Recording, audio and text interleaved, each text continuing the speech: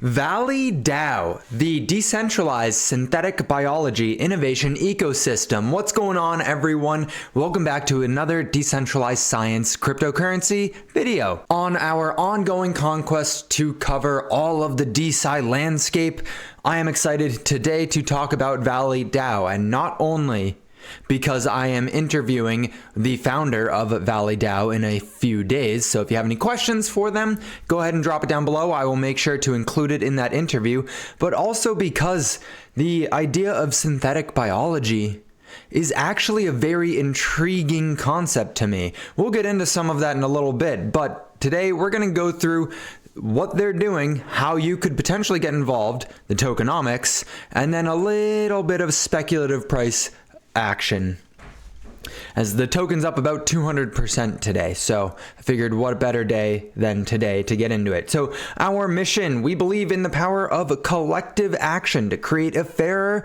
and more equitable bioeconomy. Synthetic biology leverages biological organisms to sustainably manufacture products such as animal-free meat, nutrients, clothes, fuels, fertilizers, and medicines. We believe that access to these technologies is going to be paramount in solving the existential threat of climate change and food security.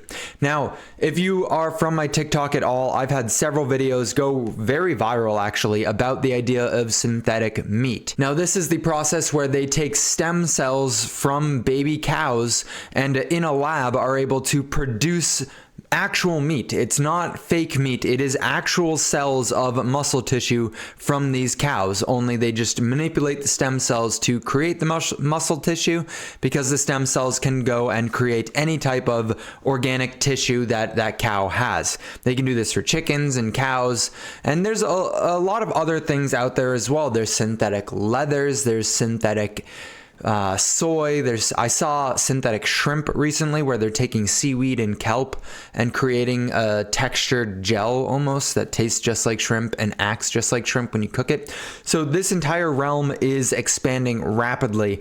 The concern that a lot of people have is that there's not enough research being done. We don't know the long-term implications of eating synthetic meat. We just don't right now. It's going to take a lot of research and a lot of funding to be able to acquire that knowledge. And that's why I'm excited about this, because they're actually putting in the work to do some of that research.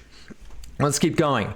Our partners: Imperial College London, True Ventures, Molecule. Molecule is a great resource, you guys. Molecule, if you are interested in DeSci, you should know what Molecule is. BioXYZ, same thing. They are often investing into a lot of high quality projects like this. Breaker DAO, ID Theory, and then as seen in all of these, you can pay to be in. So this is like a little bit of a flex, but not really a flex because they probably paid to get into these featured things. The featured projects, these we'll get into a little bit in the end. This is what they're funding and researching right now. But before we get into any of that, you need to understand the virtuous cycle that is being solved with decentralized science, specifically the DAOs here in DeSci. And we've gone over this in many videos. So for that effort, please hit that thumbs up button. Comment down below what you want to know about Valley DAO specifically. Hit that subscribe button. Go ahead, you know what? Turn on notifications while I'm at it, because we go live Monday through Friday, 9 a.m. Eastern Standard Time. So our ecosystem. How can Valley DAO's community and network support your research? The submitted research projects go first through a due diligence process, followed by a community vote. The projects green-lighted by the community get funded. The IP generated through funded research is then made productive. This could be through sub-licensing to industrial partners or spinning out into a startup with support from Valley DAO community. The proceeds are not only passed back into the Valley DAO community treasury to fund new research projects, but also given to the researchers in the form of royalty payments or startup equity. Does that make sense? It's a very virtuous cycle where the DAO funds research, the research is conducted. If there's something substantial that comes from that research, it gets tokenized. The intellectual property that is a result of that research gets tokenized, and the ownership goes back into the DAO. The DAO itself is not giving funds to any of the token holders, so it is not a security. The only thing that the token holders are getting is the ability to dictate where the funds go.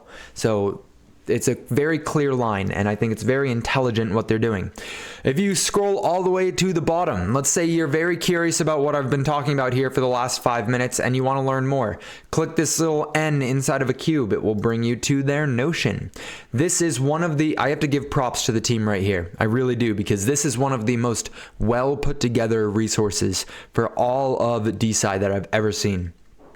Right here, learn about IP NFTs, Web3, and synthetic biology. This Notion has everything from Crypto 101 to what is a blockchain, what is a wallet, how to set up MetaMask, what are DAOs. Are you kidding?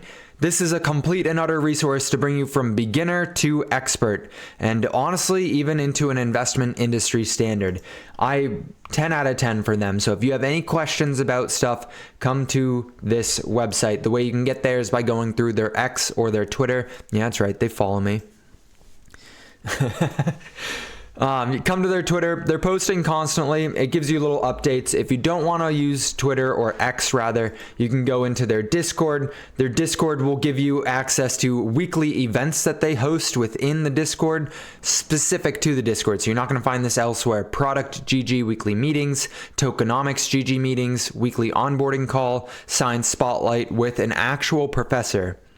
So it's something that you can actually get more and more involved in. It's just like if you were to invest into a company, you're going to want to listen to their earnings calls every single quarter. If you are going to get involved in this community, you should get involved in this community, right? I mean, that makes sense to me. You got memes and vibes, announcements. So announcements are very similar. You can just constantly see. Albert is constantly updating everyone in here. Then general chat, science talk, climate sustainability, bio and business, governance, bio news, space bio, and then token talk. Token talk is what we'll get into in just a few minutes. It kind of sounds dirty, not gonna lie. These are all different community channels which you can literally apply to get more involved into. You'll see that they break down the community into subsectors of original growers or growth groups. It's a little bit interesting how they do it, but they have a lot of the original growers here in a community section of the website. You'll see Albert being an OG deal flow person, Morgan here being an OG product person, Hamza being an OG governance, right? So each one of these little sections here are different branches of the community, and then together, hopefully, we grow. Now for the good stuff, why you're actually here. Thank you for sitting through those 8 minutes. If you found value out of this, please hit that like button. The tokenomics, guys, the tokenomics for this one look really good. I was pretty shocked.